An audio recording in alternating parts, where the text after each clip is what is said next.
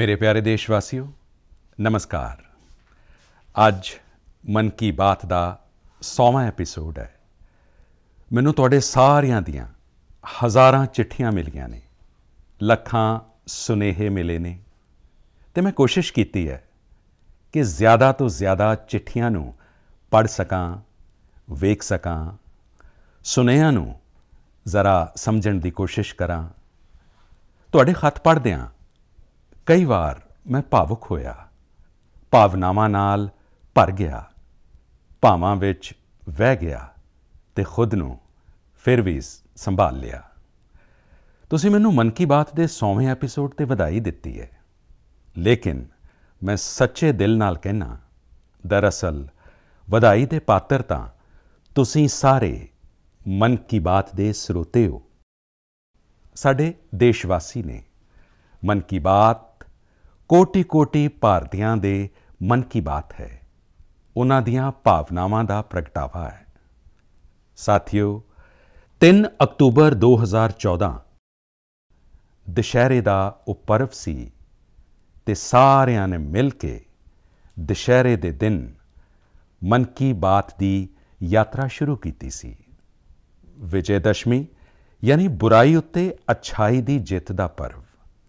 ਮਨ ਕੀ ਬਾਤ ਵੀ ਦੇਸ਼ ਵਾਸੀਆਂ ਦੀਆਂ ਅੱਛਾਈਆਂ ਦਾ, ਸਕਾਰਾਤਮਕਤਾ ਦਾ ਇੱਕ ਅਨੋਖਾ ਪਰਵ ਬਣ ਗਿਆ ਹੈ।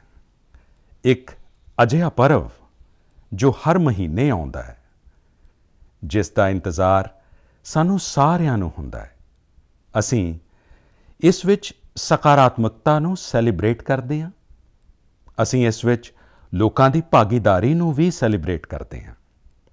ਕਈ ਵਾਰ ਯਕੀਨ ਨਹੀਂ ਹੁੰਦਾ ਕਿ ਮਨ ਕੀ ਬਾਤ ਨੂੰ ਇੰਨੇ ਮਹੀਨੇ ਅਤੇ ਇੰਨੇ ਸਾਲ ਗੁਜ਼ਰ ਗਏ। ਹਰ ਐਪੀਸੋਡ ਆਪਣੇ ਆਪ ਵਿੱਚ ਖਾਸ ਰਿਹਾ। ਇਸ ਵਾਰ ਨਵੇਂ ਉਦਾਹਰਣਾਂ ਦਾ ਨਵਾਂਪਨ, ਹਰ ਵਾਰੀ ਦੇਸ਼ ਵਾਸੀਆਂ ਦੀਆਂ ਨਵੀਆਂ ਸਫਲਤਾਵਾਂ ਦਾ ਵਿਸਥਾਰ। ਮਨ ਕੀ ਬਾਤ ਵਿੱਚ ਪੂਰੇ ਦੇਸ਼ ਦੇ ਕੋਨੇ-ਕੋਨੇ ਤੋਂ ਲੋਕ ਜੁੜੇ, ਹਰ ਉਮਰ ਦੇ ਲੋਕ ਜੁੜੇ। ਬੇਟੀ ਬਚਾਓ, ਬੇਟੀ ਪੜ੍ਹਾਓ ਦੀ ਗੱਲ ਹੋਵੇ, ਸਵੱਛ ਭਾਰਤ ਅੰਦੋਲਨ ਦੀ ਗੱਲ ਹੋਵੇ, ਖਾਦੀ ਦੇ ਪ੍ਰਤੀ ਪ੍ਰੇਮ ਹੋਵੇ ਜਾਂ ਕੁਦਰਤ ਦੀ ਗੱਲ, ਆਜ਼ਾਦੀ ਦਾ ਅੰਮ੍ਰਿਤ ਮਹਾਉਤਸਵ ਹੋਵੇ ਜਾਂ ਫਿਰ ਅੰਮ੍ਰਿਤ ਸਰੋਵਰ ਦੀ ਗੱਲ। ਮਨ ਕੀ ਬਾਤ ਜਿਸ ਵਿਸ਼ੇ ਨਾਲ ਜੁੜਿਆ ਉਹ ਜਨ ਅੰਦੋਲਨ ਬਣ ਗਿਆ ਅਤੇ ਤੁਸੀਂ ਲੋਕਾਂ ਨੇ ਬਣਾ ਦਿੱਤਾ। ਜਦੋਂ ਮੈਂ ਤਤਕਾਲੀਨ ਅਮਰੀਕੀ ਰਾਸ਼ਟਰਪਤੀ ਬਰਾਕ ਓਬਾਮਾ ਦੇ ਨਾਲ ਸਾਂਝੀ ਮਨ ਕੀ ਬਾਤ ਕੀਤੀ ਸੀ ਤਾਂ ਇਸ ਦੀ ਚਰਚਾ ਪੂਰੇ ਵਿਸ਼ਵ ਵਿੱਚ ਹੋਈ ਸੀ। ਸਾਥੀਓ, ਮਨ ਕੀ ਬਾਤ ਮੇਰੇ ਲਈ ਤਾਂ ਦੂਸਰਿਆਂ ਦੇ ਗੁਣਾਂ ਦੀ ਪੂਜਾ ਕਰਨ ਵਾਂਗ ਹੀ ਰਿਹਾ ਹੈ। ਮੇਰੇ ਇੱਕ ਮਾਰਗਦਰਸ਼ਕ ਸਨ, ਸ਼੍ਰੀ ਲਕਸ਼ਮਣ ਰਾਵ ਜੀ ਇਨਾਮਦਾਰ। ਅਸੀਂ ਉਹਨਾਂ ਨੂੰ ਵਕੀਲ ਸਾਹਿਬ ਕਿਹਾ ਕਰਦੇ ਸੀ। ਉਹ ਹਮੇਸ਼ਾ ਕਹਿੰਦੇ ਸਨ ਕਿ ਸਾਨੂੰ ਦੂਸਰਿਆਂ ਦੇ ਗੁਣਾਂ ਦੀ ਪੂਜਾ ਕਰਨੀ ਚਾਹੀਦੀ ਹੈ। ਸਾਹਮਣੇ ਕੋਈ ਵੀ ਹੋਵੇ, ਤੁਹਾਡੇ ਨਾਲ ਦਾ ਹੋਵੇ, ਤੁਹਾਡਾ ਵਿਰੋਧੀ ਹੋਵੇ, ਸਾਨੂੰ ਉਹਦੇ ਚੰਗੇ ਗੁਣਾਂ ਨੂੰ ਜਾਣਨ ਦੀ, ਉਹਨਾਂ ਨੂੰ ਸਿੱਖਣ ਦੀ ਕੋਸ਼ਿਸ਼ ਕਰਨੀ ਚਾਹੀਦੀ ਹੈ। ਉਹਨਾਂ ਦੀ ਇਸ ਗੱਲ ਨੇ ਮੈਨੂੰ ਹਮੇਸ਼ਾ ਪ੍ਰੇਰਣਾ ਦਿੱਤੀ ਹੈ। ਮਨ ਕੀ ਬਾਤ ਦੂਜਿਆਂ ਦੇ ਗੁਣਾਂ ਤੋਂ ਸਿੱਖਣ ਦਾ ਬਹੁਤ ਵੱਡਾ ਮਾਧਿਅਮ ਬਣ ਗਈ ਹੈ। ਮੇਰੇ ਪਿਆਰੇ ਦੇਸ਼ਵਾਸੀਓ, ਇਸ ਪ੍ਰੋਗਰਾਮ ਨੇ ਮੈਨੂੰ ਕਦੇ ਵੀ ਤੁਹਾਡੇ ਕੋਲੋਂ ਦੂਰ ਨਹੀਂ ਹੋਣ ਦਿੱਤਾ। ਮੈਨੂੰ ਯਾਦ ਹੈ, ਜਦੋਂ ਮੈਂ ਗੁਜਰਾਤ ਦਾ ਮੁੱਖ ਮੰਤਰੀ ਸੀ ਤਾਂ ਉੱਥੇ ਆਮ ਲੋਕਾਂ ਨਾਲ ਮਿਲਣਾ ਜੁਲਣਾ ਸੁਭਾਵਿਕ ਰੂਪ 'ਚ ਹੋ ਹੀ ਜਾਂਦਾ ਸੀ। ਮੁੱਖ ਮੰਤਰੀ ਦਾ ਕੰਮਕਾਜ ਅਤੇ ਕਾਰਜਕਾਲ ਅਜਿਹਾ ਹੀ ਹੁੰਦਾ, ਮਿਲਣ ਜੁਲਣ ਦੇ ਬਹੁਤ ਮੌਕੇ ਮਿਲਦੇ ਹੀ ਰਹਿੰਦੇ ਨੇ। ਲੇਕਿਨ 2014 'ਚ ਦਿੱਲੀ ਆਉਣ ਤੋਂ ਬਾਅਦ ਮੈਂ ਵੇਖਿਆ ਕਿ ਇੱਥੋਂ ਦਾ ਜੀਵਨ ਤਾਂ ਬਹੁਤ ਹੀ ਵੱਖ ਹੈ। ਕੰਮ ਦਾ ਸਰੂਪ ਵੱਖ, ਜ਼ਿੰਮੇਦਾਰੀ ਵੱਖ, ਸਥਿਤੀਆਂ ਪ੍ਰਸਥਿਤੀਆਂ ਦੇ ਬੰਧਨ, ਸੁਰੱਖਿਆ ਦਾ ਤਾਮਝਾਮ, ਸਮੇਂ ਦੀ ਸੀਮਾ। ਸ਼ੁਰੂਆਤੀ ਦਿਨਾਂ ਵਿੱਚ ਕੁਝ ਵੱਖ ਮਹਿਸੂਸ ਕਰਦਾ ਸੀ, ਖਾਲੀ ਜਿਹਾ ਮਹਿਸੂਸ ਕਰਦਾ ਸੀ। 50 ਸਾਲ ਪਹਿਲਾਂ ਮੈਂ ਆਪਣਾ ਘਰ ਇਸ ਲਈ ਨਹੀਂ ਛੱਡਿਆ ਸੀ ਕਿ ਇੱਕ ਦਿਨ ਆਪਣੇ ਹੀ ਦੇਸ਼ ਦੇ ਲੋਕਾਂ ਨਾਲ ਸੰਪਰਕ ਹੀ ਮੁਸ਼ਕਿਲ ਹੋ ਜਾਏਗਾ। ਜੋ ਦੇਸ਼ਵਾਸੀ ਮੇਰਾ ਸਭ ਕੁਝ ਨੇ, ਮੈਂ ਉਹਨਾਂ ਤੋਂ ਵੀ ਵੱਖ ਹੋ ਕੇ ਜੀ ਨਹੀਂ ਸਕਦਾ ਸੀ। ਮਨ ਕੀ ਬਾਤ ਨੇ ਮੈਨੂੰ ਇਸ ਚੁਣੌਤੀ ਦਾ ਹੱਲ ਦਿੱਤਾ, ਆਮ ਲੋਕਾਂ ਨਾਲ ਜੁੜਨ ਦਾ ਰਸਤਾ ਵਿਖਾਇਆ। ਪਦ ਪਾਰ ਤੇ ਪ੍ਰੋਟੋਕੋਲ ਵਿਵਸਥਾ ਤੱਕ ਹੀ ਸੀਮਿਤ ਰਿਹਾ ਅਤੇ ਜਨ ਭਾਵ, ਕੋਟੀ ਜਨਾਂ ਦੇ ਨਾਲ ਮੇਰੇ ਭਾਵ ਜਗਤ ਦਾ ਅਟੁੱਟ ਅੰਗ ਬਣ ਗਿਆ। ਹਰ ਮਹੀਨੇ ਮੈਂ ਦੇਸ਼ ਦੇ ਲੋਕਾਂ ਦੇ ਹਜ਼ਾਰਾਂ ਸੁਨੇਹਿਆਂ ਨੂੰ ਪੜ੍ਹਦਾ। ਹਰ ਮਹੀਨੇ ਮੈਂ ਦੇਸ਼ਵਾਸੀਆਂ ਦੇ ਇੱਕ ਤੋਂ ਇੱਕ ਅਨੋਖੇ ਸਰੂਪ ਦੇ ਦਰਸ਼ਨ ਕਰਦਾ। ਮੈਂ ਦੇਸ਼ਵਾਸੀਆਂ ਦੇ ਤਪ ਤਿਆਗ ਦੇ ਸਿਖਰ ਨੂੰ ਦੇਖਦਾ, ਮਹਿਸੂਸ ਕਰਦਾ। ਮੈਨੂੰ ਲੱਗਦਾ ਹੀ ਨਹੀਂ ਕਿ ਮੈਂ ਤੁਹਾਡੇ ਤੋਂ ਥੋੜ੍ਹਾ ਵੀ ਦੂਰ ਹਾਂ। ਮੇਰੇ ਲਈ ਮਨ ਕੀ ਬਾਤ ਦੇ ਇਹ ਪ੍ਰੋਗਰਾਮ ਨਹੀਂ ਨੇ, ਮੇਰੇ ਲਈ ਇੱਕ ਆਸਥਾ, ਪੂਜਾ, ਵਰਤ ਹੈ। ਜਿਵੇਂ ਲੋਕ ਈਸ਼ਵਰ ਦੀ ਪੂਜਾ ਕਰਨ ਜਾਂਦੇ ਨੇ ਤਾਂ ਪ੍ਰਸ਼ਾਦ ਦੀ ਥਾਲੀ ਲਿਆਉਂਦੇ ਨੇ, ਮੇਰੇ ਲਈ ਮਨ ਕੀ ਬਾਤ ਈਸ਼ਵਰ ਰੂਪੀ ਜਨਤਾ ਦੇ ਚਰਨਾਂ ਵਿੱਚ ਪ੍ਰਸ਼ਾਦ ਦੀ ਥਾਲੀ ਦੇ ਵਾਂਗ ਹੈ। ਮਨ ਕੀ ਬਾਤ ਮੇਰੇ ਮਨ ਦੀ ਅਧਿਆਤਮਕ ਯਾਤਰਾ ਬਣ ਗਿਆ ਹੈ। मन की बात स्व से समष्टि की यात्रा है। मन की बात अहम से वयम की यात्रा है। ये तो मैं नहीं, तू ही इसकी संस्कार साधना है। तुसी कल्पना करो, मेरा कोई देशवासी 40-40 साल तो उजाड़ पहाड़ी ते बंजर जमीन ते दरख्त ला रहा है।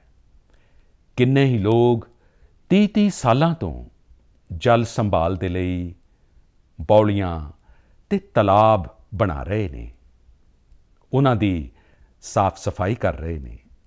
ਕੋਈ 25-30 ਸਾਲਾਂ ਤੋਂ ਗਰੀਬ ਬੱਚਿਆਂ ਨੂੰ ਪੜ੍ਹਾ ਰਿਹਾ ਹੈ, ਕੋਈ ਗਰੀਬਾਂ ਦੀ ਇਲਾਜ ਵਿੱਚ ਮਦਦ ਕਰ ਰਿਹਾ ਹੈ। ਕਿੰਨੀ ਹੀ ਵਾਰ ਮਨ ਕੀ ਬਾਤ ਵਿੱਚ ਇਹਨਾਂ ਦਾ ਜ਼ਿਕਰ ਕਰਦਿਆਂ ਮੈਂ ਭਾਵੁਕ ਹੋ ਗਿਆ। ਆਕਾਸ਼ਵਾਣੀ ਦੇ ਸਾਥੀਆਂ ਨੂੰ ਕਿੰਨੀ ਹੀ ਵਾਰ ਇਸ ਨੂੰ ਫਿਰ ਤੋਂ ਰਿਕਾਰਡ ਕਰਨਾ ਪਿਆ ਹੈ। ਅੱਜ ਪਿਛਲਾ ਕਿੰਨਾ ਹੀ ਕੁਝ ਅੱਖਾਂ ਦੇ ਸਾਹਮਣੇ ਆਈ ਜਾ ਰਿਹਾ ਹੈ। ਦੇਸ਼ਵਾਸੀਆਂ ਦੇ ਇਹਨਾਂ ਯਤਨਾਂ ਨੇ ਮੈਨੂੰ ਲਗਾਤਾਰ ਖੁਦ ਨੂੰ ਖਪਾਉਣ ਦੀ ਪ੍ਰੇਰਣਾ ਦਿੱਤੀ ਹੈ। ਸਾਥੀਓ, ਮਨ ਕੀ ਬਾਤ ਵਿੱਚ ਜਿਨ੍ਹਾਂ ਲੋਕਾਂ ਦਾ ਅਸੀਂ ਜ਼ਿਕਰ ਕਰਦੇ ਹਾਂ, ਉਹ ਸਾਰੇ ਸਾਡੇ ਹੀਰੋ ਨੇ, ਜਿਨ੍ਹਾਂ ਨੇ ਇਸ ਪ੍ਰੋਗਰਾਮ ਨੂੰ ਜਿਉਂਦਾ ਕੀਤਾ ਹੈ। ਅੱਜ ਜਦੋਂ ਅਸੀਂ 100ਵੇਂ ਐਪੀਸੋਡ ਦੇ ਪੜਾਅ 'ਤੇ ਪਹੁੰਚੇ ਹਾਂ ਤਾਂ ਮੇਰੀ ਇਹ ਵੀ ਇੱਛਾ ਹੈ ਕਿ ਅਸੀਂ ਇੱਕ ਵਾਰ ਫਿਰ ਇਹਨਾਂ ਸਾਰੇ ਹੀਰੋਜ਼ ਦੇ ਕੋਲ ਜਾ ਕੇ ਉਹਨਾਂ ਦੀ ਯਾਤਰਾ ਦੇ ਬਾਰੇ ਜਾਣੀਏ। ਅੱਜ ਅਸੀਂ ਕੁਝ ਸਾਥੀਆਂ ਨਾਲ ਵੀ ਗੱਲ ਕਰਨ ਦੀ ਕੋਸ਼ਿਸ਼ ਕਰਾਂਗੇ। ਮੇਰੇ ਨਾਲ ਜੁੜ ਰਹੇ ਨੇ ਹਰਿਆਣਾ ਦੇ ਭਾਈ ਸੁਨੀਲ ਜਗਲਾਨ ਜੀ। ਸੁਨੀਲ ਜਗਲਾਨ ਜੀ ਦਾ ਮੇਰੇ ਮਨ 'ਤੇ ਇੰਨਾ ਪ੍ਰਭਾਵ ਇਸ ਲਈ ਪਿਆ ਕਿਉਂਕਿ ਹਰਿਆਣਾ ਵਿੱਚ ਜੈਂਡਰ ਰੇਸ਼ੋ 'ਤੇ ਕਾਫੀ ਚਰਚਾ ਹੁੰਦੀ ਸੀ ਅਤੇ ਮੈਂ ਵੀ ਬੇਟੀ ਬਚਾਓ ਬੇਟੀ ਪੜ੍ਹਾਓ ਦੀ ਮੁਹਿੰਮ ਹਰਿਆਣਾ ਤੋਂ ਹੀ ਸ਼ੁਰੂ ਕੀਤੀ ਸੀ। ਅਤੇ ਇਸ ਵਿਚਕਾਰ ਜਦੋਂ ਸੁਨੀਲ ਜੀ ਦੇ ਸੈਲਫੀ ਵਿਦ ਡਾਟਰ ਮੁਹਿੰਮ 'ਤੇ ਮੇਰੀ ਨਜ਼ਰ ਪਈ ਤਾਂ ਮੈਨੂੰ ਬਹੁਤ ਚੰਗਾ ਲੱਗਾ।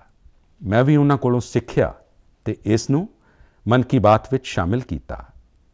ਵੇਖਦਿਆਂ ਹੀ ਵੇਖਦਿਆਂ ਸੈਲਫੀ ਵਿਦ ਡਾਟਰ ਇੱਕ ਵੈਸ਼ਵਿਕ ਮੁਹਿੰਮ ਵਿੱਚ ਬਦਲ ਗਈ ਅਤੇ ਇਸ ਵਿੱਚ ਮੁੱਦਾ ਸੈਲਫੀ ਨਹੀਂ ਸੀ, ਟੈਕਨੋਲੋਜੀ ਨਹੀਂ ਸੀ। ਇਸ ਵਿੱਚ ਡਾਟਰ ਨੂੰ, ਬੇਟੀ ਨੂੰ ਪ੍ਰਮੁੱਖਤਾ ਦਿੱਤੀ ਸੀ। ਜੀਵਨ ਵਿੱਚ ਬੇਟੀ ਦਾ ਸਥਾਨ ਕਿੰਨਾ ਵੱਡਾ ਹੁੰਦਾ ਹੈ, ਇਸ ਮੁਹਿੰਮ ਨਾਲ ਇਹ ਵੀ ਪ੍ਰਗਟ ਹੋਇਆ। ਅਜਿਹੇ ਹੀ ਅਨੇਕਾਂ ਯਤਨਾਂ ਦਾ ਨਤੀਜਾ ਹੈ ਕਿ ਅੱਜ ਹਰਿਆਣਾ ਵਿੱਚ ਜੈਂਡਰ ਰੇਸ਼ੋ ਵਿੱਚ ਸੁਧਾਰ ਆਇਆ ਹੈ। ਆਓ ਅੱਜ ਸੁਨੀਲ ਜੀ ਨਾਲ ਹੀ ਕੁਝ ਗੱਪਸ਼ਪ ਕਰ ਲੈਂਦੇ ਹਾਂ। नमस्कार सुनील जी। नमस्कार सर। मेरी खुशी बहुत बढ़ गई है सर आपकी आवाज सुनकर। Sunil ji, selfie with daughter हर किसी को याद है। अब जब इसकी फिर चर्चा हो रही है तो आपको कैसा लग रहा है? प्रधानमंत्री जी, ये असल में आपने जो हमारे प्रदेश हरियाणा से पानीपत की चौथी लड़ाई बेटियों के चेहरे पे मुस्कुराहट लाने के लिए शुरू की थी, जिसे आपके नेतृत्व में पूरे देश ने जीतने की कोशिश की है, तो वाकई ये मेरे लिए और हर बेटी के पिता और बेटियों को चाहने वालों के लिए बहुत बड़ी बात है। सुनील जी, अब आपकी बिटिया कैसी है? आजकल क्या कर रही है? जी, मेरी बेटियां नंदनी और याचिका है। एक 7th क्लास में पढ़ रही है, एक 4th क्लास में पढ़ रही है और आपकी बड़ी प्रशंसक हैं। उन्होंने आपके लिए थैंक यू प्राइम मिनिस्टर करके अपनी क्लासमेट्स जो हैं लेटर भी लिखवाए थे असल में। वाह वाह वाह वाह। अच्छा, बिटिया को आप मेरा और मन की बात के श्रोताओं का खूब सारा आशीर्वाद दीजिए। बहुत बहुत शुक्रिया जी, आपकी वजह से देश की बेटियों के चेहरे पे लगातार मुस्कान बढ़ रही है। बहुत बहुत धन्यवाद सुनील जी। जी शुक्रिया। ਸਾਥੀਓ, ਮੈਨੂੰ ਇਸ ਗੱਲ ਦਾ ਬਹੁਤ ਸੰਤੋਸ਼ ਹੈ ਕਿ ਮਨ ਕੀ ਬਾਤ ਵਿੱਚ ਅਸੀਂ ਦੇਸ਼ ਦੀ ਨਾਰੀ ਸ਼ਕਤੀ ਦੀਆਂ ਸੈਂਕੜੇ ਪ੍ਰੇਰਣਾਦਾਇਕ ਗਾਥਾਵਾਂ ਦਾ ਜ਼ਿਕਰ ਕੀਤਾ ਹੈ। ਚਾਹੇ ਸਾਡੀ ਫੌਜ ਹੋਵੇ ਜਾਂ ਫਿਰ ਖੇਡ ਜਗਤ ਹੋਵੇ, ਮੈਂ ਜਦੋਂ ਵੀ ਔਰਤਾਂ ਦੀਆਂ ਪ੍ਰਾਪਤੀਆਂ ਬਾਰੇ ਗੱਲ ਕੀਤੀ ਹੈ ਉਸ ਦੀ ਖੂਬ ਪ੍ਰਸ਼ੰਸਾ ਹੋਈ ਹੈ। ਜਿਵੇਂ ਅਸੀਂ ਛੱਤੀਸਗੜ੍ਹ ਦੇ ਦਿਓਰ ਪਿੰਡ ਦੀਆਂ ਔਰਤਾਂ ਦੀ ਚਰਚਾ ਕੀਤੀ ਸੀ, ਇਹ ਔਰਤਾਂ ਸਵੈ ਸਹਾਇਤਾ ਸਮੂਹਾਂ ਦੇ ਜ਼ਰੀਏ ਪਿੰਡ ਦੇ ਚੁਰਸਤਿਆਂ, ਸੜਕਾਂ ਤੇ ਮੰਦਿਰਾਂ ਦੀ ਸਫਾਈ ਲਈ ਮੁਹਿੰਮ ਚਲਾਉਂਦੀਆਂ ਨੇ। ਇਵੇਂ ਹੀ ਤਾਮਿਲਨਾਡੂ ਦੀਆਂ ਉਹ ਆਦੀਵਾਸੀ ਔਰਤਾਂ ਜਿਨ੍ਹਾਂ ਨੇ ਹਜ਼ਾਰਾਂ ਈਕੋ ਫਰੈਂਡਲੀ ਟੈਰਾਕੋਟਾ ਕੱਪ ਨਿਰਯਾਤ ਕੀਤੇ, ਉਹਨਾਂ ਤੋਂ ਵੀ ਦੇਸ਼ ਨੇ ਖੂਬ ਪ੍ਰੇਰਣਾ ਲਈ। ਤਾਮਿਲਨਾਡੂ ਵਿੱਚ ਹੀ 20,000 ਔਰਤਾਂ ਨੇ ਇਕੱਠੇ ਹੋ ਕੇ ਵੇਲੋਰ ਵਿੱਚ ਨਾਗ ਨਦੀ ਨੂੰ ਮੁੜ ਸੁਰਜੀਤ ਕੀਤਾ ਸੀ।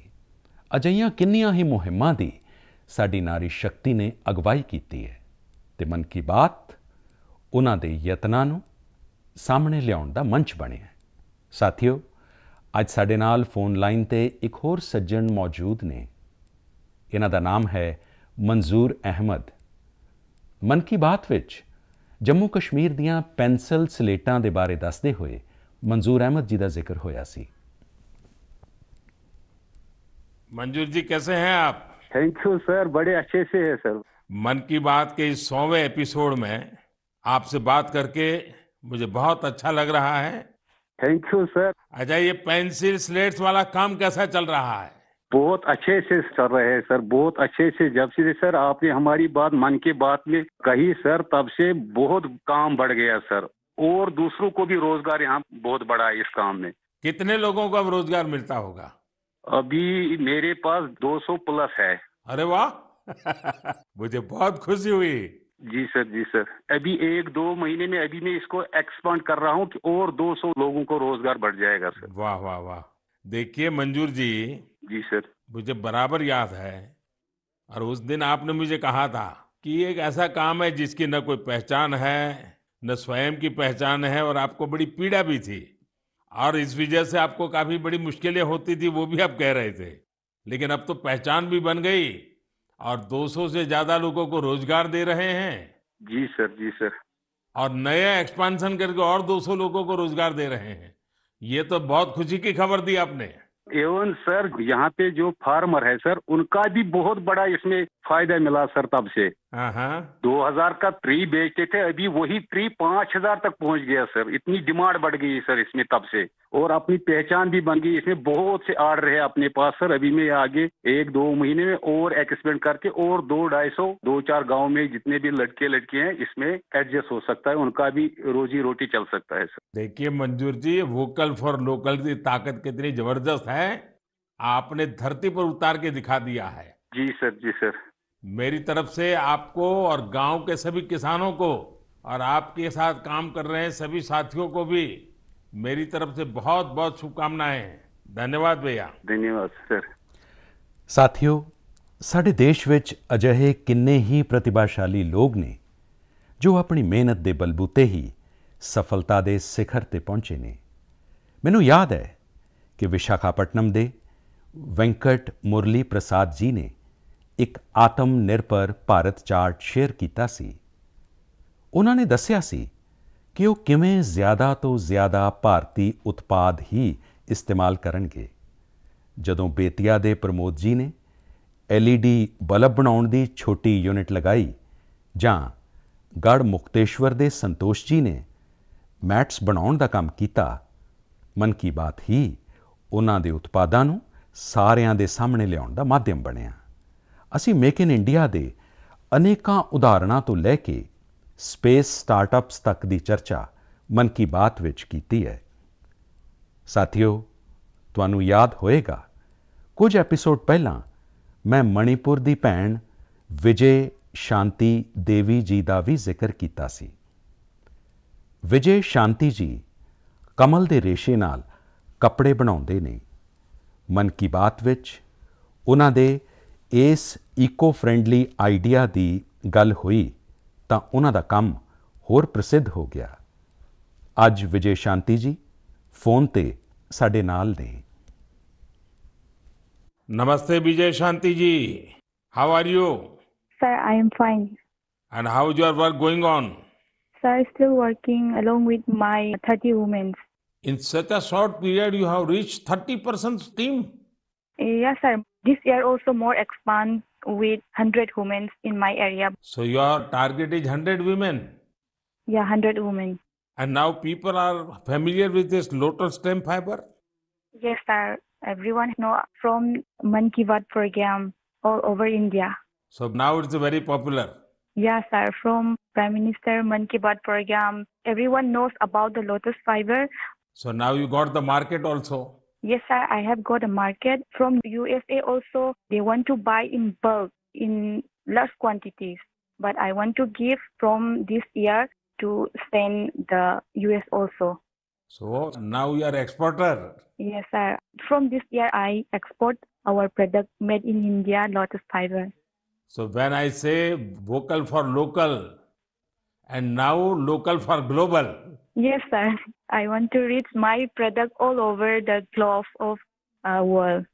So congratulations and wish you best luck. Thank you, sir. Thank you. Thank you, Vijaya Shanti. Thank you, sir. ਸਾਥੀਓ, ਮਨ ਕੀ ਬਾਤ ਦੀ ਇੱਕ ਹੋਰ ਵਿਸ਼ੇਸ਼ਤਾ ਰਹੀ ਹੈ। ਮਨ ਕੀ ਬਾਤ ਦੇ ਜ਼ਰੀਏ ਕਿੰਨੇ ਹੀ ਜਨ ਅੰਦੋਲਨਾਂ ਨੇ ਜਨਮ ਵੀ ਲਿਆ ਤੇ ਗਤੀ ਵੀ ਫੜੀ ਹੈ। ਜਿਵੇਂ ਸਾਡੇ ਖਿਡੌਣੇ, ਸਾਡੇ ਖਿਡੌਣਾ ਉਦਯੋਗ ਨੂੰ ਫਿਰ ਤੋਂ ਸਥਾਪਿਤ ਕਰਨ ਦਾ ਮਿਸ਼ਨ ਮਨ ਕੀ ਬਾਤ ਤੋਂ ਹੀ ਤਾਂ ਸ਼ੁਰੂ ਹੋਇਆ ਸੀ। ਭਾਰਤੀ ਨਸਲ ਦੇ ਕੁੱਤੇ, ਸਾਡੇ ਦੇਸੀ ਡੌਗਸ, ਉਸ ਨੂੰ ਲੈ ਕੇ ਜਾਗਰੂਕਤਾ ਵਧਾਉਣ ਦੀ ਸ਼ੁਰੂਆਤ ਵੀ ਤਾਂ ਮਨ ਕੀ ਬਾਤ ਨੇ ਹੀ ਕੀਤੀ ਸੀ। ਅਸੀਂ ਇੱਕ ਹੋਰ ਮੁਹਿੰਮ ਸ਼ੁਰੂ ਕੀਤੀ ਸੀ ਕਿ ਅਸੀਂ ਗਰੀਬ ਛੋਟੇ ਦੁਕਾਨਦਾਰਾਂ ਨਾਲ ਮੁੱਲ ਭਾਅ ਨਹੀਂ ਕਰਾਂਗੇ, ਝਗੜਾ ਨਹੀਂ ਕਰਾਂਗੇ। ਜਦੋਂ ਹਰ ਘਰ ਤਿਰੰਗਾ ਮੁਹਿੰਮ ਸ਼ੁਰੂ ਹੋਈ, ਉਦੋਂ ਵੀ ਮਨ ਕੀ ਬਾਤ ਨੇ ਦੇਸ਼ ਵਾਸੀਆਂ ਨੂੰ ਇਸ ਸੰਕਲਪ ਨਾਲ ਜੋੜਨ ਵਿੱਚ ਮੁੱਖ ਭੂਮਿਕਾ ਨਿਭਾਈ। ਅਜਿਹੇ ਹਰ ਉਦਾਹਰਣ ਸਮਾਜ ਵਿੱਚ ਬਦਲਾਅ ਦਾ ਕਾਰਨ ਬਣੇ ਨੇ। ਸਮਾਜ ਨੂੰ ਪ੍ਰੇਰਿਤ ਕਰਨ ਦੀ ਜ਼ਿੰਮੇਵਾਰੀ ਪ੍ਰਦੀਪ ਸਾਂਗਵਾਨ ਜੀ ਨੇ ਵੀ ਚੁੱਕੀ ਹੋਈ ਹੈ। ਮਨ ਕੀ ਬਾਤ ਵਿੱਚ ਅਸੀਂ ਪ੍ਰਦੀਪ ਸਾਂਗਵਾਨ ਜੀ ਦੇ ਹੀਲਿੰਗ ਹਿਮਾਲਿਆਜ਼ ਮੁਹਿੰਮ ਦੀ ਚਰਚਾ ਕੀਤੀ ਸੀ। ਉਹ ਫੋਨ ਲਾਈਨ ਤੇ ਸਾਡੇ ਨਾਲ ਨੇ। प्रदीप जी नमस्कार। सर जय हिंद। जय हिंद, जय हिंद भैया। कैसे हैं आप? सर बहुत बढ़िया, आपकी आवाज सुन के और भी अच्छी। आपने हिमालय को हील करने को सोची। हाँ जी सर। अभियान भी चलाया। आजकल आपका कैंपेन कैसा चल रहा है? सर बहुत अच्छा चल रहा है। 2020 से ऐसा मानिए कि जितना काम हम 5 साल में करते थे, अब वो 1 साल में ही हो जाता है। अरे वाह। हाँ जी सर। शुरुआत बहुत नर्वस हुई थी, बहुत डर था इस बात को लेके कि जिंदगी भर ये कर पाएंगे नहीं कर पाएंगे, पर थोड़ा सपोर्ट मिला और 2020 तक हम बहुत स्ट्रगल भी कर रहे थे। ऑनेस्टली लोग बहुत कम जुड़ रहे थे, बहुत सारे ऐसे लोग थे जो कि सपोर्ट नहीं कर पा रहे थे, हमारी मुहिम को इतना तवज्जो भी नहीं दे रहे थे। बट 2020 के बाद जब मन की बात में जिक्र हुआ, उसके बाद बहुत सारी चीजें बदल गई। मतलब पहले हम साल में 6-7 क्लीनिंग ड्राइव कर पाते थे, 10 क्लीनिंग ड्राइव कर पाते थे। आज की डेट में हम डेली बेसिस पे 5 टन कचरा इकट्ठा करते हैं अलग अलग लोकेशन से। अरे वाह। मन की बात में जिक्र होने के बाद आप सर बिलीव करें मेरी बात को कि मैं ऑलमोस्ट गिव अप करने की स्टेज पे था एक टाइम पे, और उसके बाद फिर बहुत सारा बदलाव आया मेरे जीवन में और चीजें इतनी स्पीड अप हो गई कि जो चीजें हमने सोची नहीं थी। सो आई एम रियली थैंकफुल कि पता नहीं कैसे हमारे जैसे लोगों को आप ढूंढ लेते हैं, कौन इतनी दूर दराज एरिया में काम करता है, हिमालय के क्षेत्र में जाके बैठ के हम काम कर रहे हैं, सॉल्टिट्यूड पे काम कर रहे हैं, वहां पे आपने ढूंढा हमें, हमारे काम को दुनिया के सामने लेके आए। तो मेरे लिए बहुत इमोशनल मोमेंट था तब भी और आज भी कि मैं हमारे देश के जो प्रथम सेवक हैं उनसे मैं बातचीत कर पा रहा हूँ। मेरे लिए इससे बड़ी सौभाग्य की बात नहीं हो सकती। प्रदीप जी, आप तो हिमालय के चोटियों पर सच्चे अर्थ में साधना कर रहे हैं और मुझे पक्का विश्वास है अब आपका नाम सुनते ही लोगों को याद आ जाता है कि आप कैसे पहाड़ों की स्वच्छता अभियान में जुड़े हैं। हाँ जी सर। और जैसा आपने बताया कि अब तो बहुत बड़ी टीम बनती जा रही है और आप इतनी बड़ी मात्रा में डेली काम कर रहे हैं। हाँ जी सर। और मुझे पूरा विश्वास है कि आपके इन प्रयासों से, उसकी चर्चा से अब तो कितने ही पर्वतारोही स्वच्छता से जुड़े फोटो पोस्ट करने लगे हैं। हाँ जी सर, बहुत।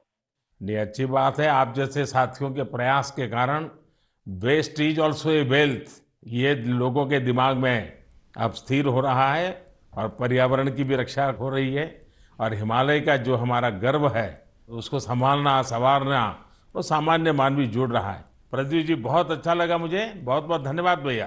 Thank you so much. जय हिंद।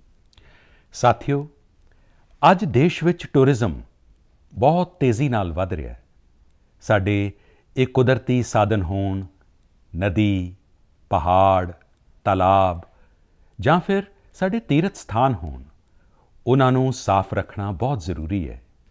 ਇਹ ਟੂਰਿਜ਼ਮ ਇੰਡਸਟਰੀ ਦੀ ਬਹੁਤ ਮਦਦ ਕਰੇਗਾ।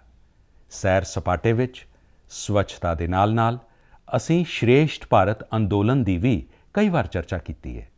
ਇਸ ਅੰਦੋਲਨ ਨਾਲ ਲੋਕਾਂ ਨੂੰ ਪਹਿਲੀ ਵਾਰ ਅਜਿਹੀਆਂ ਕਿੰਨੀਆਂ ਹੀ ਥਾਵਾਂ ਦੇ ਬਾਰੇ ਪਤਾ ਲੱਗਾ ਜੋ ਉਹਨਾਂ ਦੇ ਆਲੇ ਦੁਆਲੇ ਹੀ ਸਨ।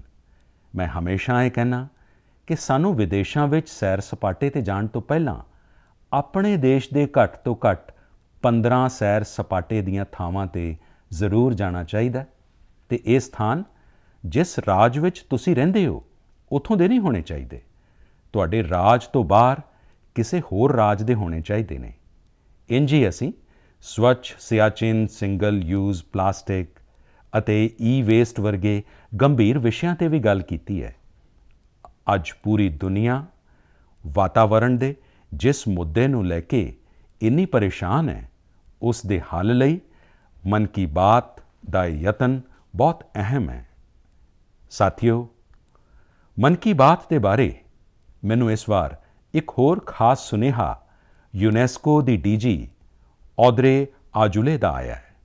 ਉਹਨਾਂ ਨੇ ਸਾਰੇ ਦੇਸ਼ ਵਾਸੀਆਂ ਨੂੰ 100ਵੇਂ ਐਪੀਸੋਡ ਦੀ ਇਸ ਸ਼ਾਨਦਾਰ ਯਾਤਰਾ ਲਈ ਸ਼ੁਭਕਾਮਨਾਵਾਂ ਦਿੱਤੀਆਂ ਨੇ। ਨਾਲ ਹੀ ਉਹਨਾਂ ਨੇ ਕੁਝ ਸਵਾਲ ਵੀ ਪੁੱਛੇ ਨੇ। ਆਓ ਪਹਿਲਾਂ ਯੂਨੈਸਕੋ ਦੀ ਡੀਜੀ ਦੇ ਮਨ ਕੀ ਬਾਤ ਸੁਣਦੇ ਹਾਂ। Namaste, Excellency, dear Prime Minister. On behalf of UNESCO, I thank you for this opportunity to be part of the 100th episode of the Man Ki Baat radio broadcast. UNESCO and India have a long common history. We have very strong partnerships together in all areas of our mandate: education, science, culture, and information. And I would like to take this opportunity today to talk about the importance of education. UNESCO is working with its member states to ensure that everyone in the world has access to quality education by 2030. With the largest population in the world, could you please explain the Indian way to achieving this objective? UNESCO also works to support culture and protect heritage, and India is chairing the G20 this year. World leaders will be coming to Delhi for this event. Excellency, how does India want to put culture and education at the top of the international agenda? I once again thank you for this opportunity and convey my very best wishes through you to the people of India. À bientôt. Merci beaucoup. Thank you, madam. ਮਨ ਕੀ ਬਾਤ ਦੇ 100ਵੇਂ episode ਵਿੱਚ ਤੁਹਾਡੇ ਨਾਲ ਸੰਪਰਕ ਕਰਕੇ ਮੈਨੂੰ ਬਹੁਤ ਖੁਸ਼ੀ ਹੋਈ ਹੈ। ਮੈਨੂੰ ਇਸ ਗੱਲ ਦੀ ਵੀ ਖੁਸ਼ੀ ਹੈ ਕਿ ਤੁਸੀਂ ਸਿੱਖਿਆ ਤੇ ਸੱਭਿਅਤਾ ਵਰਗੇ ਮਹੱਤਵਪੂਰਨ ਮੁੱਦਿਆਂ ਨੂੰ ਉਠਾਇਆ ਹੈ। ਸਾਥੀਓ, ਯੂਨੈਸਕੋ ਦੀ ਡੀਜੀ ਨੇ ਸਿੱਖਿਆ ਤੇ ਸੱਭਿਅਤਾ ਸੰਰਖਣ ਯਾਨੀ ਸਿੱਖਿਆ ਤੇ ਸੰਸਕ੍ਰਿਤੀ ਸੰਭਾਲ ਨੂੰ ਲੈ ਕੇ ਭਾਰਤ ਦੇ ਯਤਨਾਂ ਦੇ ਬਾਰੇ ਜਾਣਨਾ ਚਾਹਿਆ ਹੈ। ਇਹ ਦੋਵੇਂ ਵਿਸ਼ੇ ਮਨ ਕੀ ਬਾਤ ਦੇ ਪਸੰਦੀਦਾ ਵਿਸ਼ੇ ਰਹੇ ਨੇ। ਗੱਲ ਸਿੱਖਿਆ ਦੀ ਹੋਵੇ ਜਾਂ ਸੰਸਕ੍ਰਿਤੀ ਦੀ, ਉਸ ਦੀ ਸੰਭਾਲ ਦੀ ਗੱਲ ਹੋਵੇ ਜਾਂ ਉਸ ਨੂੰ ਵਧਾਵਾ ਦੇਣ ਦੀ, ਭਾਰਤ ਦੀ ਇਹ ਪ੍ਰਾਚੀਨ ਰਿਵਾਇਤ ਰਹੀ ਹੈ। ਇਸ ਦਿਸ਼ਾ ਵਿੱਚ ਅੱਜ ਦੇਸ਼ ਜੋ ਕੰਮ ਕਰ ਰਿਹਾ ਹੈ ਉਹ ਵਾਕਿਆ ਹੀ ਸ਼ਲਾਘਾਯੋਗ ਹੈ। ਰਾਸ਼ਟਰੀ ਸਿੱਖਿਆ ਨੀਤੀ ਹੋਵੇ ਜਾਂ ਖੇਤਰੀ ਭਾਸ਼ਾ ਵਿੱਚ ਪੜ੍ਹਾਈ ਦਾ ਵਿਕਲਪ ਹੋਵੇ, ਸਿੱਖਿਆ ਵਿੱਚ ਟੈਕਨੋਲੋਜੀ ਇੰਟੀਗ੍ਰੇਸ਼ਨ ਹੋਵੇ, ਤੁਹਾਨੂੰ ਅਜਿਹੇ ਅਨੇਕਾਂ ਯਤਨ ਵੇਖਣ ਨੂੰ ਮਿਲਣਗੇ। ਵਰ੍ਹਿਆਂ ਪਹਿਲਾਂ ਗੁਜਰਾਤ ਵਿੱਚ ਬਿਹਤਰ ਸਿੱਖਿਆ ਦੇਣ ਤੇ ਡ੍ਰੌਪ ਆਊਟ ਰੇਟਸ ਨੂੰ ਘੱਟ ਕਰਨ ਦੇ ਲਈ ਗੁਣ ਉਤਸਵ ਅਤੇ ਸ਼ਾਲਾ ਪ੍ਰਵੇਸ਼ ਉਤਸਵ ਵਰਗੇ ਪ੍ਰੋਗਰਾਮ ਜਨ ਭਾਗੀਦਾਰੀ ਦੀ ਇੱਕ ਅਨੋਖੀ ਮਿਸਾਲ ਬਣ ਗਏ ਸਨ। ਮਨ ਕੀ ਬਾਤ ਵਿੱਚ ਅਸੀਂ ਅਜਿਹੇ ਕਿੰਨੇ ਹੀ ਲੋਕਾਂ ਦੇ ਯਤਨਾਂ ਨੂੰ ਹਾਈਲਾਈਟ ਕੀਤਾ ਹੈ ਜੋ ਨਿਸਵਾਰਥ ਭਾਵ ਨਾਲ ਸਿੱਖਿਆ ਦੇ ਲਈ ਕੰਮ ਕਰ ਰਹੇ ਨੇ। ਤੁਹਾਨੂੰ ਯਾਦ ਹੋਏਗਾ ਕਿ ਇੱਕ ਵਾਰ ਅਸੀਂ ਓਡੀਸ਼ਾ ਵਿੱਚ ਠੇਲੇ 'ਤੇ ਚਾਹ ਵੇਚਣ ਵਾਲੇ ਸਵਰਗੀ ਡੀ ਪ੍ਰਕਾਸ਼ ਰਾਓ ਜੀ ਦੇ ਬਾਰੇ ਚਰਚਾ ਕੀਤੀ ਸੀ, ਜੋ ਗਰੀਬ ਬੱਚਿਆਂ ਨੂੰ ਪੜ੍ਹਾਉਣ ਦੇ ਮਿਸ਼ਨ ਵਿੱਚ ਲੱਗੇ ਹੋਏ ਸਨ। ਝਾਰਖੰਡ ਦੇ ਪਿੰਡਾਂ ਵਿੱਚ ਡਿਜੀਟਲ ਲਾਇਬ੍ਰੇਰੀ ਚਲਾਉਣ ਵਾਲੇ ਸੰਜੇ ਕਸ਼ਯਪ ਜੀ ਹੋਣ, ਕੋਵਿਡ ਦੇ ਦੌਰਾਨ ਈ ਲਰਨਿੰਗ ਦੇ ਜ਼ਰੀਏ ਕਈ ਬੱਚਿਆਂ ਦੀ ਮਦਦ ਕਰਨ ਵਾਲੀ ਹੇਮਲਤਾ NK ਜੀ ਹੋਣ, ਅਜਿਹੇ ਅਨੇਕਾਂ ਅਧਿਆਪਕਾਂ ਦੇ ਉਦਾਹਰਣ ਅਸੀਂ ਮਨ ਕੀ ਬਾਤ ਵਿੱਚ ਲਏ ਨੇ। ਅਸੀਂ ਕਲਚਰਲ ਪ੍ਰੀਜ਼ਰਵੇਸ਼ਨ ਦੇ ਯਤਨਾਂ ਨੂੰ ਵੀ ਮਨ ਕੀ ਬਾਤ ਵਿੱਚ ਲਗਾਤਾਰ ਸਥਾਨ ਦਿੱਤਾ ਹੈ। ਲਕਸ਼ਦੀਪ ਦਾ ਕੁਮੇਲ ਬ੍ਰਦਰਜ਼ ਚੈਲੰਜਰ ਕਲੱਬ ਹੋਵੇ ਜਾਂ ਕਰਨਾਟਕਾ ਦੇ ਕਵੇਮਸ਼੍ਰੀ ਜੀ ਕਲਾ ਚੇਤਨਾ ਵਰਗੇ ਮੰਚ ਹੋਣ, ਦੇਸ਼ ਦੇ ਕੋਨੇ-ਕੋਨੇ ਤੋਂ ਲੋਕਾਂ ਨੇ ਮੈਨੂੰ ਚਿੱਠੀ ਲਿਖ ਕੇ ਅਜਿਹੇ ਉਦਾਹਰਣ ਭੇਜੇ ਨੇ। ਅਸੀਂ ਉਹਨਾਂ 3 ਮੁਕਾਬਲਿਆਂ ਨੂੰ ਲੈ ਕੇ ਵੀ ਗੱਲ ਕੀਤੀ ਸੀ, ਦੋ ਦੇਸ਼ ਭਗਤੀ ਦੇ ਗੀਤ, ਲੋਰੀ ਤੇ ਰੰਗੋਲੀ ਨਾਲ ਜੁੜੇ ਸਨ। ਤੁਹਾਨੂੰ ਯਾਦ ਹੋਏਗਾ ਕਿ ਇੱਕ ਵਾਰ ਅਸੀਂ ਦੇਸ਼ ਭਰ ਦੇ ਕਹਾਣੀਆਂ ਸੁਣਾਉਣ ਵਾਲਿਆਂ ਤੋਂ ਕਹਾਣੀਆਂ ਦੇ ਮਾਧਿਅਮ ਨਾਲ ਸਿੱਖਿਆ ਦੀਆਂ ਭਾਰਤੀ ਵਿਧਾਵਾਂ 'ਤੇ ਚਰਚਾ ਕੀਤੀ ਸੀ। ਮੇਰਾ ਅਟੁੱਟ ਵਿਸ਼ਵਾਸ ਹੈ ਕਿ ਸਮੂਹਿਕ ਯਤਨਾਂ ਨਾਲ ਵੱਡੇ ਤੋਂ ਵੱਡਾ ਬਦਲਾਅ ਲਿਆਂਦਾ ਜਾ ਸਕਦਾ ਹੈ। ਇਸ ਸਾਲ ਅਸੀਂ ਜਿੱਥੇ ਆਜ਼ਾਦੀ ਦੇ ਅੰਮ੍ਰਿਤ ਕਾਲ ਵਿੱਚ ਅੱਗੇ ਵਧ ਰਹੇ ਹਾਂ, ਉੱਥੇ ਹੀ G20 ਦੀ ਪ੍ਰਧਾਨਗੀ ਵੀ ਕਰ ਰਹੇ ਹਾਂ। ਇਹ ਵੀ ਇੱਕ ਵਜ੍ਹਾ ਹੈ ਕਿ ਸਿੱਖਿਆ ਦੇ ਨਾਲ-ਨਾਲ ਵਿਭਿੰਨ ਵੈਸ਼ਵਿਕ ਸੱਭਿਆਚਾਰਾਂ ਨੂੰ ਸਮਰਿੱਧ ਕਰਨ ਦੇ ਲਈ ਸਾਡਾ ਸੰਕਲਪ ਹੋਰ ਮਜ਼ਬੂਤ ਹੋਇਆ ਹੈ।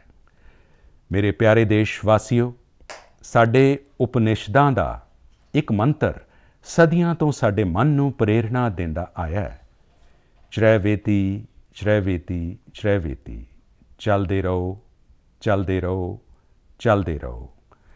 ਅੱਜ ਅਸੀਂ ਇਸੇ ਚਰੈਵੇਤੀ ਦੀ ਭਾਵਨਾ ਨਾਲ ਮਨ ਕੀ ਬਾਤ ਦਾ 100ਵਾਂ ਐਪੀਸੋਡ ਪੂਰਾ ਕਰ ਰਹੇ ਹਾਂ। ਭਾਰਤ ਦੇ ਸਮਾਜਿਕ ਤਾਣੇ ਬਾਣੇ ਨੂੰ ਮਜ਼ਬੂਤੀ ਦੇਣ ਵਿੱਚ ਮਨ ਕੀ ਬਾਤ ਕਿਸੇ ਵੀ ਮਾਲਾ ਦੇ ਧਾਗੇ ਵਾਂਗ ਹੈ ਜੋ ਹਰ ਮਣਕੇ ਨੂੰ ਜੋੜੀ ਰੱਖਦਾ ਹੈ। ਹਰ ਐਪੀਸੋਡ ਨੇ ਦੇਸ਼ ਵਾਸੀਆਂ ਦੀ ਸੇਵਾ ਤੇ ਸਮਰੱਥਾ ਨੂੰ ਪ੍ਰੇਰਣਾ ਦਿੱਤੀ ਹੈ।